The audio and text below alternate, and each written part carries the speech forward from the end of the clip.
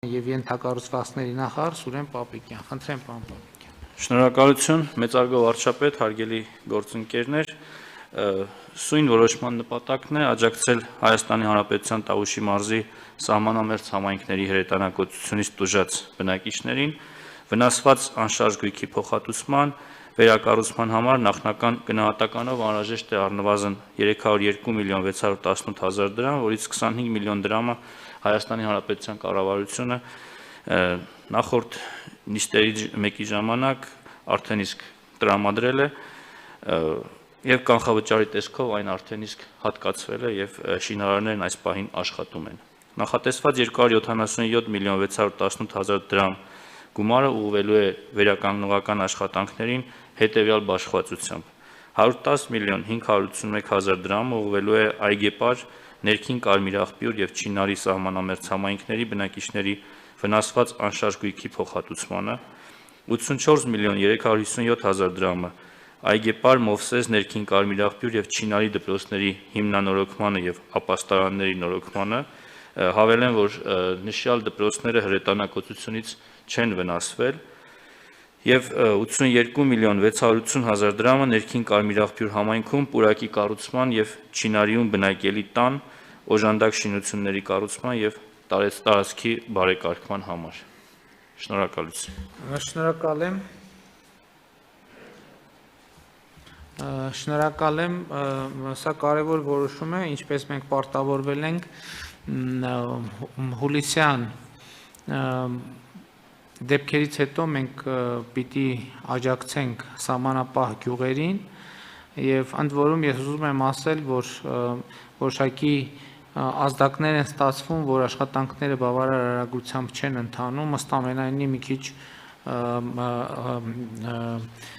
քիչ մենք ենք դանդաղում, մի քիչ բնակիչներն են ավելի արագ ուզում տեսնել աշխատանքները, բայց այս պահին իհարկե գումարը հատկացվում է եւ մենք պետք է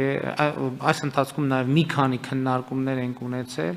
որպեսզի այս հատկացվող գումարի ծախսումը դարձնենք առավել արդյունավետ, ուզում եմ ընդգծել, որ այն բնակելի տունը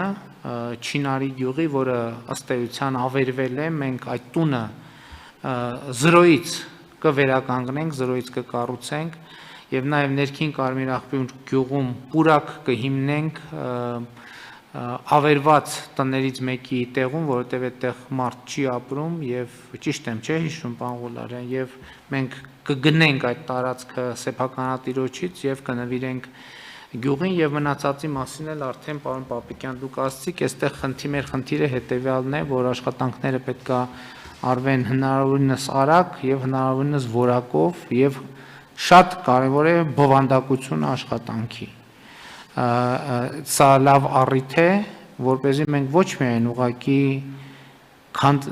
առաջացած փոսը լցնենք, այլ փորձենք այս աշխատանքներով նոր բովանդակություն, նոր գույն, նոր երանգ հաղորդել սահմանապահ գյուղերին, ինչով մենք որոշակի նաև ռազմավարական մեր մոտեցումները կարտահայտենք եւ այդ գյուղերի վերածննդի հիմքը կդնենք։ Համեցեք պարոն Պապիկյան։ Շնորհակալություն, պարոն վարչապետ, թույլ տվեք զեկուցել, որ 2 օր առաջ ես անձամբ եղել եմ սահմանապահ գյուղերում, ծանոթացրել եմ աշխատանքների ընթացքին, կարող եմ գնահատել, որ աշխատանքները ընթանում էին բավարար արագությամբ, բայց իմ կողմից նաև հանձնարարական է եղել նոր ֆիզիկական ուժ ներգրավել, նոր շինարարական ներուժ ներգրավել, որպեսզի տեմպը մի քանի անգամ ավելացվի եւ առաջիկա 10-օրյակի ամփոփման համար եւս մի անգամ կայցել եմ տեղում համոզվելու, որ աշխատանքները ընթանում են նույն տեմպով։ Միջայլոց, քանի որ անդրադարձակ շինարարական ներուժին,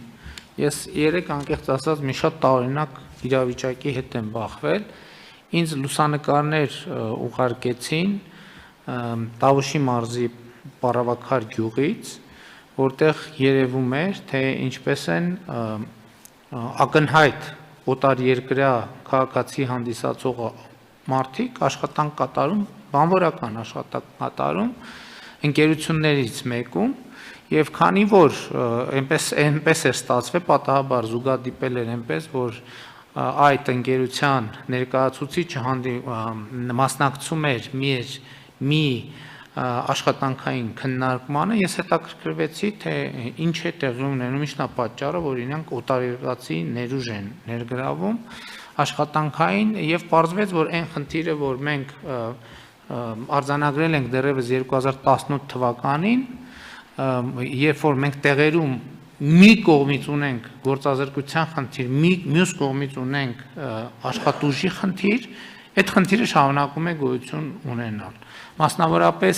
Տավուշ տեքստիլ ընկերության ներկայացուցիչը ասում էր, որ 2 օրից Պառավաքարում նոր արտադրամաս է բացվելու, մոտավորապես 200 աշխատակցով եւ աշխատուժ ներգրավելու հետ կապված իրերի դրությունը այնքան էլ լավ չէ։ Ես ուզում եմ մեր ուշադրությունը հրավիրել, որ նույնիսկ ճգնաժամի պայմաններում, երբ թվում է, թե ամեն աշխատատեղ պետքա շատ մեծ պահանջարկ ունենա, նույնիսկ ճգնաժամի պայմաններում մենք ունենք այսպիսի խնդիր, եւ սա ռազմավարական խնդիր է, պետքա մտածենք, թե այս խնդիրը ինչպես ենք լուծում եւ ինչ պետք է անենք այդ խնդիրը լուծելու համար։ Իհարկե, ես գիտեմ, իմ այս խոսքից հետո կհնչեն բազմաթիվ փաստարկներ, այդ թվում աշխատավարձի ցածր լինելու մասին, բայց ես չեմ կարծում, թե կա որևէ աշխատավարձ, որը ցածր է 0-ից։ Այսինքն, եթե մենք ուղղակի որևէ աշխատանքով զբաղված չենք, այդ աշխատանքի եկամուտը չի կարող ավելի բարձր լինել, քան որևէ աշխատանք։ Օրինակ, այդ օտարերկրացիները ասում են, որ աշխատում են օրը 5000 դրամով, եւ ընկերության ներկայացուցիչը ես ընդամենը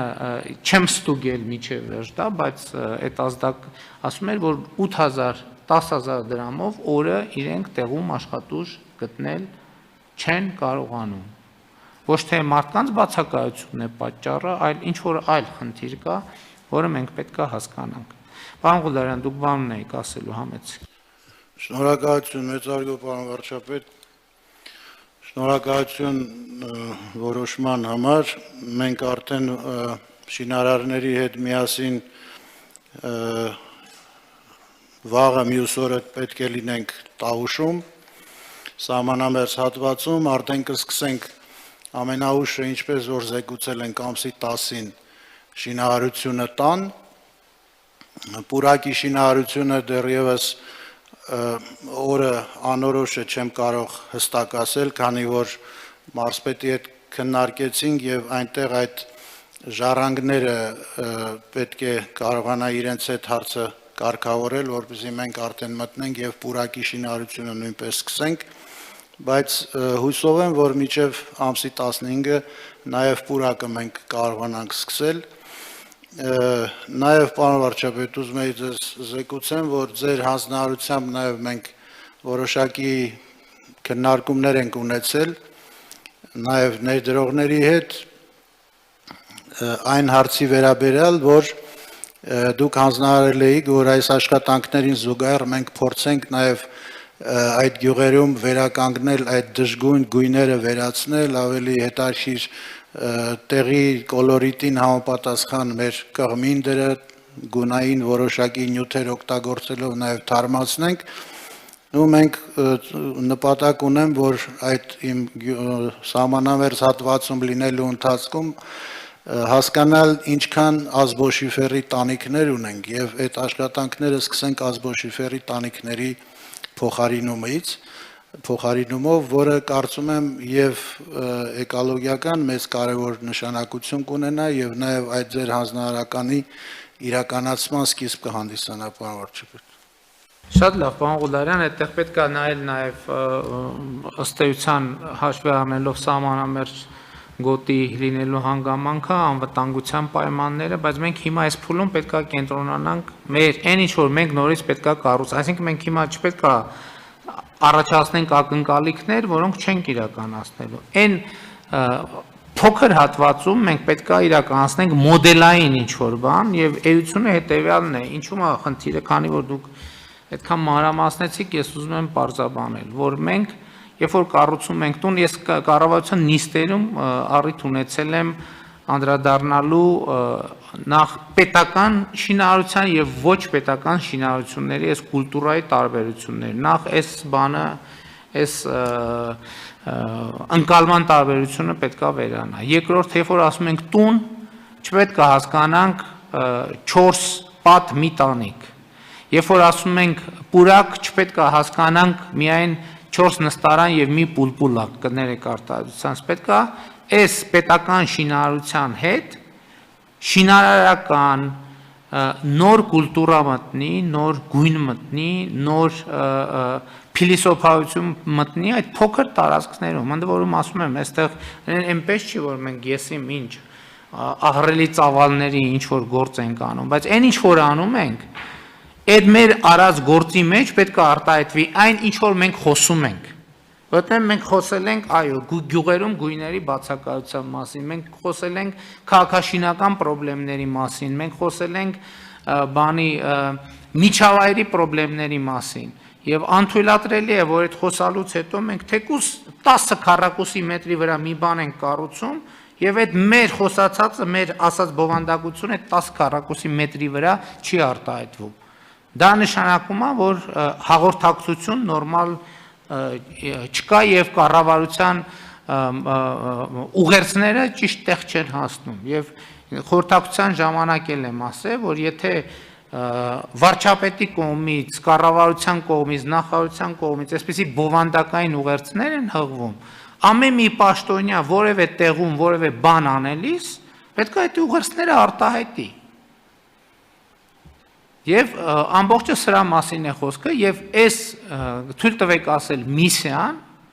շատ պատասխանատու է, շատ պատասխանատու միսիա, թե այսքան որ խոսեցինք, արդյունքում գնալու ենք ինչ ենք տեսնելու, որովհետեւ իմիջայլոց ասեմ,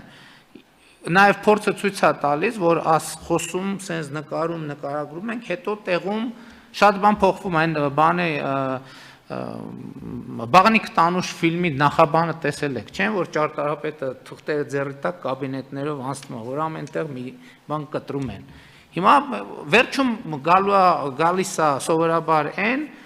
որ ավելի լավ է այդքան չխորանալ, պեմզաբլոկով հանգիստ դնել,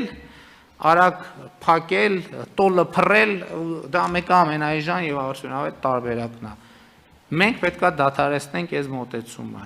թե մի քառակուսի մետրի վրա ինչ որ անում ենք, այդ պուրակը եւ այդ տունը նոր Հայաստանն է, այդքան որ ասում ենք նոր Հայաստան, նոր Հայաստան, նոր Հայաստան, որ ասում են այդ որն է նոր Հայաստանը, հիմա ես այդ աշխատանքների արդյունքում պետք է գամ եւ ցույց տամ, ասեմ, այս է նոր Հայաստանը։ Այդ 700 քառակուսի մետրի վրա, 1000 քառակուսի մետրի վրա խոսք են հատվածների մասին, որտեղ 0-ից մենք պուրակ ենք կառուցում եւ տուն ենք կառուցում։ Այդ 700 մետրը եւ այդ 2000 մետրը պետք է լինեն նոր Հայաստանը, որպես բջիջ, որից պետք է մենք մեր պատկերացումները շարունակաբար տարածենք նաեւ մեր երկրի եւ հայրենիքի մնացած բոլոր հատվածներով։ Համեցեք, պարոն Հարությունյան։ Շնորհակալություն, պարոն վարչապետ, պարոն Պապիկյանը արդեն նշեց, որ դպրոցների գումար է հատկացվում, սրանք ոչ միայն ապաստարաններն են, ինչի մասին պարոն Պապիկյանը ասեց, այլ մի շարք այլ վերակառուցումներին էլ են վերաբերում, շենքի շինարարական աշխատանքներ, լուսամուտների պատուհանների փոփոխություն, սանհանգույցների վերանորոգում, մարզադահլիճների վերանորոգում, արևային կայանի տեղադրում, այսինքն իհարկե մենք մեր բոլոր դպրոցները պետք է պատշաճ մակարդակի բերենք, բայց առաջնահերթ այցելության արդյունքում էլ նաև արձանագրվեցին մի շարք խնդիրներ եւ առաջնահերթ սահմանամերձ գյուղերի դպրոցները պետք է լինեն լավ վիճակի, որպեսզի մեր երեխաները պատշաճ բովանդակությամբ կրթություն ստանան։ Շնորհակալություն։ Նաև ապաստարանների մասին հիշեցիք, օրինակ ես այս ընթացքում եւ վարչապետի կարգավիճակում եւ նախկինում падգամավորի կամ կարգավիճակում, ասենք ինչքան ապաստարան մտել եմ, փորձել եմ տեսնել, իմ առաջին ռեակցիան եղել է հետեւյալը, ոնց կարելի է այսքան անհարգալից վերաբերմունք ունենալ սեփական քաղաքացիների նկատմամբ։ Որտեղ այդտեղից երևում է ապաստարան, այդտեղից երևում է, թե մենք ոնց ենք վերաբերվում։ Այդտեղ էլ ոնց որ ասացի, այն դեպքում 4 պատ մի տանիք, լավագույն բան ցանկալի է ընդ որում տոլից կամ ենթադրենք ասբեստից, պուրակի դեպքում 4 նստարա մի պուլպուլակ, այստեղ էլ նույնը բանն է, մի հատ ժանգոտած կներեք արտահայտությանս իշավոտնուկ։ Այսինքն պետքա բան արվի, պետքա խնամված լինի ամեն քառակուսի մետր։ Ապաստարան մարդը մտնում է այնտեղ այդ հոգեբանական վիճակում։ Եվ այնտեղ բանից այդ հրետակոծությունից իրան ասում են գնա մտի հոգեբանական հրետակոծության տակ, քաղաքացիական հրետակոծության տակ։ Եվ մենք պետքա, ել եմ ասում, ես չեմ ասում, որ մենք այս բոլորը մի գործողության պետքա փոխենք, բայց հիմա ինչ որ մենք կառուցում ստեղծում ենք, դա պետքա լինի նոր Հայաստանը։ Դա պետքա լինի նոր Հայաստանի ֆիզիկական արտահայտությունը եւ փոփոխությունը։ Հակառակ դեպքում պետք չի ոչ մի բան անել։ Այսինքն այն հին տրամաբանության ծախսված ամեն կոպեկը, նույնիսկ միլիարդը ես համարում եմ վնասակար։ Որտեւ այդ գումարի ծախսման արդյունքում բան չի փոխվում։ Ընդամենը խորանում է հուսահատությունը։ Եվ հետեւաբար ես խնդիր եմ դնում, մենք ամեն ինչի մեջ, որտեղ փողը ծախսում ենք, հիմա ես պրիմիտիվ բան ասեմ, չէ՞, ամենապրիմիտիվ բանն է։ Այս 2 տարվա ընթացքում տեղի ունեցող ճանապարհաշինարական աշխատանքները, որը էլի ընդ որում մենք խոսել ենք բազմիցս, այդ մեր ցանկացած որակը չի, շատ հեռու է մեր ցանկացած որակից։ Այստեղ մենք պետք է մեր ստանդարտների լրջագույն փոփոխություն իրականացնենք։ Բայց դա ինչքան հոգեբանական բան է փոխում մեր երկրում, տնտեսականը պարզ է, ենթակառուցվածք է, բայց շատ կարևոր է հոգեբանությունը։ Դա ինչ արձագանք է ստանում մարդկանց շրջանում, դա մարդիկ ընկալում են որպես հարգանք իրենց նկատմամբ եւ ճիշտ են անում։ Նույնը պետք է լինի դպրոցում։ Դպրոցների հետ կապված մենք քանի անգամ խոսել ենք։ Երբ որ կա այդ պրակտիկան, ենթադրենք մենք 1 միլիարդ ծախսում ենք 0-ից դպրոց ենք կառուցում, ասում ենք լավ, այն դպրոցեն 5 գույքը բերեք դրեք այստեղ։ Չի կարելի որևէ նոր շենքի մեջ որևէ հին բան դնել։ Դա վատ բան է, դա եւ տնտեսապես ավատ, բայց առավել եւս քաղաքակրթական առումով է վատ բան։ Նոր դպրոց կառուցել, ասել ոչինչ, այդ կոտրած աթոռները բերեք դնենք, թեկուս ինչ կլինի։ Կարելի է միտեղ մի բան ավելի պակաս կառուցել, բայց այդ նորը դարձնել լիարժեք նոր։ Մենք այս քննարկումը ունեցանք նաեւ ոստիկանության բարեկային ծառայության հետ կապված։ Երբ որ խնդիր էր գնում, որ այ երևի ստեյց ընդես դեսքան պետական մեքենա կրճատում ենք, երևի բերենք այդ մեքենաները, ոչ ամեն ինչ պետք է բարեկային ոստիկանությունում, որևէ հին օգտագործված բան պետք է չլինի։ Սկսած ատրճանակից, շարունակած հագուստով, վերջացած մեքենաներով, վերջացած կապի միջոցով, որևէ հին բան պետք է չլինի։ Ամեն ինչը պետք է լինի 0-ից նոր, 0-ից ստեղծված։ Եվ մենք այս կարգի բոլոր ծրագրերում, բոլոր ոլորտներում պետք է վերաբերվենք այդպես, որտեղ այս յոլա գնալու տրամաբանությունից պետք է դուրս գանք, որտեղ մենք չպետք է այլևս յոլա գնանք, մենք պետք է զարգանանք, մենք պետք է բարձրանանք եւ պետք է մեր առաջ դրած նշաձողերը բարձրացնենք։ Եվ հիմա ես իրապես համարում եմ, որ այդ Չինարի եւ ներքին Կարմիր աղբյուրի 700 քառակուսի մետրը եւ 2000 քառակուսի մետրում մենք պետք է ցույց տանք ինչքանով ենք ի վիճակի սա անել։ Ընդ որում սա լինելու է իմ հսկողության տակ եւ ես պետք է գամ արդյունքից գոհ մնամ ոչ թե այն առումով, որ այ արդյունավետ է գումարը ծախսվե, ցեմենտ չեն գողացե, քար չեն գողացե, փետ չեն գողացե, այլ պետք է մենք ստանանք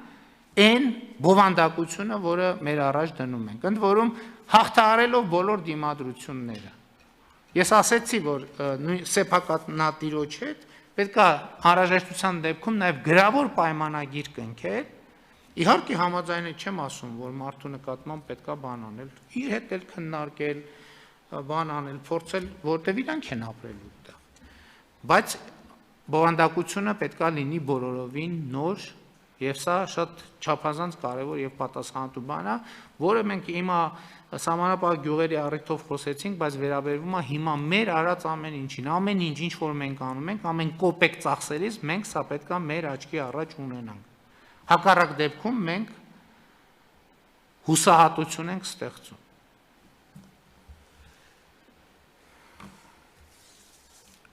Այժմ քվեարկության դեմ համեցեք պարոն Ջանջուկ։ Շնորհակալ եմ։ Հրատապ ռեժիմով հրատապ ընթացակարգով է նախագիծը մտել օրակարգ եւ անորոշության աշճանի նվազմանը զուգընթաց անընդհատ փոփոխություններ են տեղի ունեցել, ինչը սկզբնական տարբերակի հետ համեմատած այսօր խմբագրության անհրաժեշտությունը առաջացրել։ Եթե դեմ չեք, կառաջարկեի, որպեսզի հաշվի առնվի, որտեղ եւ տեքստի եւ հավելվածների մեջ խմբագրական փոփոխություններ անելու անհրաժեշտություն կա։ Սա առաջինը եւ երկրորդը Անցած անգամ ես անդրադարձա բովանդակության բացառիկությանը նախագծի կապված բյուջեի եւ պաուստային ֆոնդի օգտագործման հետ, այս դեպքում նույնպես ուզում եմ այդպիսի մի առաջարկ ձևակերպել, որը հուսով եմ այլևս առիթ չենք ունենա, այսպիսի բովանդակության պատկացում անելու, բայց առաջարկի տրամաբանությունն այն է, որ պատվիրատուին հնարավորություն ընձեռվի գնումների գործընթացի կազմակերպման ժամանակ համընդհանուր կարգավորումներից բացառություններ ենթադրող ընթացակարգով կազմակերպել գնման գործընթացը, ինչը անհամեմատ ավելի մեծ ճկունության հնարավորություն կտա, իհարկե սա լիազորություն կլինի եւ կօգտագործվի կարծում եմ պատվիրատուի դեպքի կողմից ըստ անհրաժեշտության, բայց այդպիսի կարգավորումը տվյալ նախագծի մեջ կարծում եմ ավելորդ չի լինի, հաշվի առնելով բովանդակությունը։ Շնորհակալ եմ։ Շնորհակալ եմ, իհարկե, պարոն Ջանջուղազյան։ Այսինքն միջև ստորագրության փուլը շատ լավ։ Խնդրեմ, կա այլ ասելիք։ Ըստ այդմ դրվում է քվեարկության, ովքեր են դեմ որոշման ընդունմանը, դեմ չկա, որոշումն ընդունված է, հարգելի գործընկեր